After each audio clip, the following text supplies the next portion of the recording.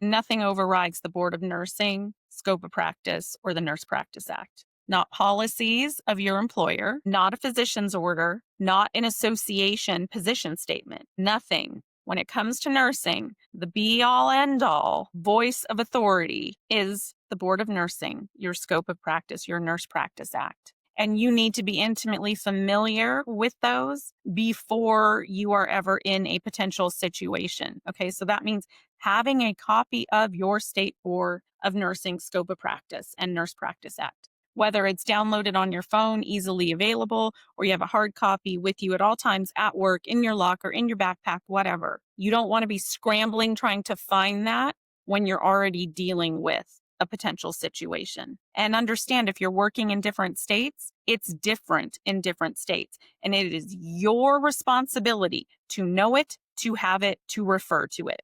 Your employer will lie to you. They will lie to you and say, oh, no, this isn't your scope of practice. You can do this. Yeah, we do that all the time here. Sherry just did it last week. This is really common. They're going to gaslight you.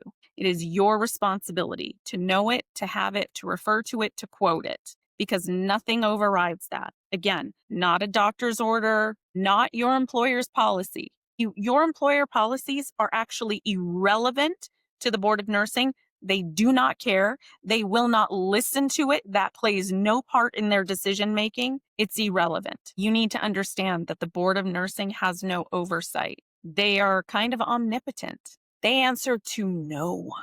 Let that sink in. They answer to no one. And I don't know a lot of other entities that we can say that about. It's actually kind of crazy. So that means that sometimes they get away with doing pretty harmful things to nurses. And it differs state to state, right? Some state boards of nursing are much better than others. Some are downright corrupt. Okay? Looking at you, Tennessee. Some hold themselves accountable and keep it on the up and up. Some don't.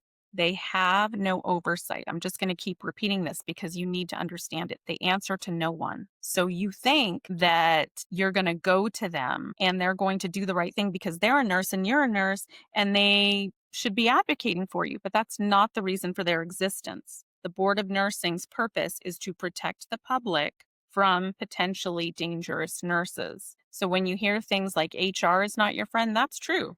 But the Board of Nursing is not always your friend either. Be very selective and very careful in what you choose to say to them. If you are ever contacted by the Board of Nursing, they're always going to catch you off guard when you're not expecting it. You're going to answer a phone call, you're not going to recognize the number, and they're going to say, hey, this is so-and-so. I'm an investigator with the blank state Board of Nursing, and I just have a couple questions for you. And they're going to downplay it, and you're going to think, if they're a nurse, so if I just explain it to them, they'll get it. They'll understand. No, they're recording it. Anything that you say can and will be used against you later on. It's not a cliche. It will. So you need to say to them, it's my intention to cooperate fully with any investigation.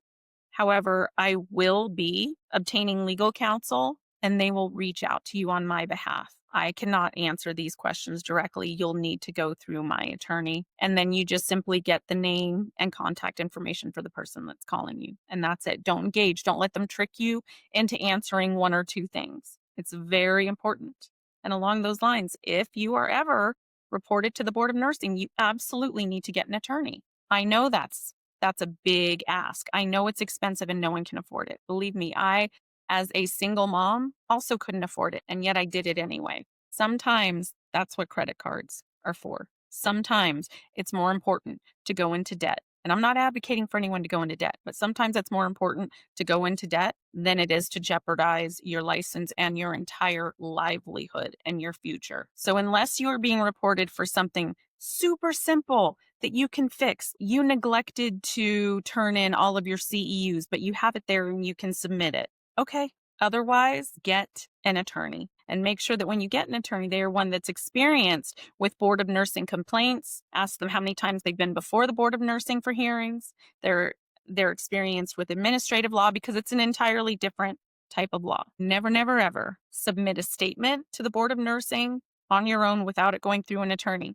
And they will say, you have 30 days to give us a statement. Okay, I'm going to be obtaining legal counsel. You will be receiving that through my attorney. Please direct all questions to my attorney.